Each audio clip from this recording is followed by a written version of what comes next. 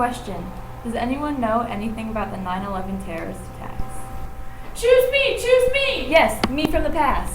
In September 2001, didn't two planes crash into the World Trade Center in New York City? That's right, me from the past, but have you heard about the two other planes? Oh yeah, didn't one crash into the Pentagon and one was heading for Washington, D.C.? Good job, me from the past.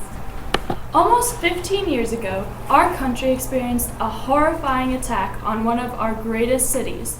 This event went down in history as 9/11, the day that changed the world, killing more than 2,996 people and injuring over 6,000 others.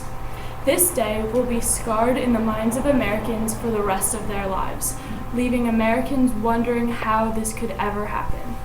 It all began with a long dispute between the American government and the extremist group Al-Qaeda. 19 people from this extremist group hijacked 4 airplanes and kamikazed many different buildings in America.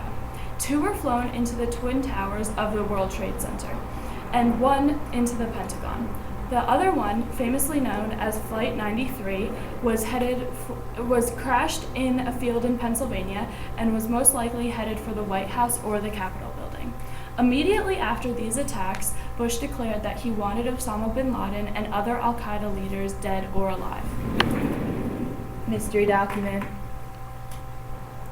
Today, our fellow citizens, our way of life, our very freedom, came under attack in a series of deliberate and deadly terrorist attacks.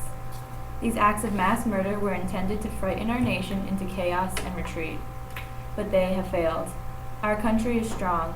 A great people have been moved to defend a great nation. Terrorist attacks can shake the foundations of our biggest buildings, but they cannot touch the foundations of America. These acts shatter steel, but they cannot dent the steel of American resolve. America was targeted for attack because we're the brightest beacon for freedom and opportunity in the world, and no one will keep that light from shining. President Bush. So the question still remains, what happened that day that caused 9/11 to be known as the day that changed the world? Here's a thought bubble to provide some answers.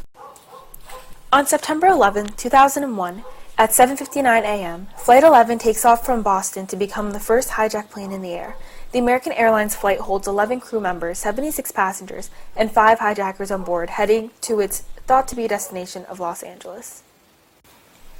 Another 15 minutes later, Flight 175 took off from the same airport, also bound for Los Angeles. This specific flight held 9 crew members, 51 passengers, and another 5 hijackers. By around 8:20 a.m., the crew of Flight 11 contacted ground personnel. What got their attention was that the cockpit was unreachable. Before the call was made, one of the hijackers had stabbed a man sitting in first class. The call to ground lasted 25 minutes. At the same time, Flight 77 from Washington Dulles International Airport was en route to Los Angeles, carrying 6 crew members, 53 passengers, and 5 hijackers. This is the 3rd flight confirmed to have taken part in the 9/11 attacks. By 8:37 a.m., Boston Air Traffic Control Centers alert the military of suspected hijacking. This is due to Flight 11's hijackers accidentally broadcasting to air control instead of the passengers.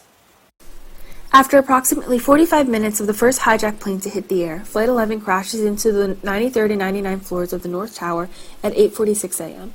All on board were killed instantly, and hundreds were killed inside the building. The crash severs the emergency stairwells and traps all above the 91st floor. Evacuation of the building begins. At 9:03 a.m., Flight 175 crashes into floors 77 through 85 of the South Tower, killing all on board and some number in the building. Many were trapped above these floors, and by this point the President is aware of the issue, and both him and the Vice President are taken into safety.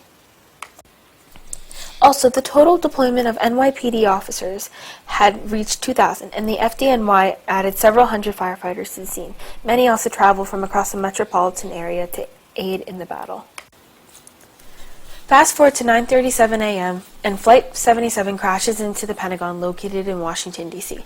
All aboard perished, also killing around 125 government officials and civilians. 9:42 a.m. The FAA bans all planes from taking off and grounds all flights. It is deemed by many now that this was no accident or coincidence of events. This was an act of terrorism. Before 9/11, airport security was not taken very seriously. The Transportation Security Administration was put into place just a month after 9/11 occurred. Bomb jokes were not taken seriously or thought about at all. If they were made now, any thought of a bomb would cause the entire airport to be locked down, as well as have a swift check through every compartment of the airport. Flights may also be delayed or canceled due to the mentioning of bombs or a bombing occurring. PST pat-downs were not a thing that happened before because there was no TSA to conduct the pat-downs. If you sound off an alarm when you walk through a body scanner, you will automatically need to be patted down by a TSA worker. Quantity-based liquid bans were not as strict as they are now.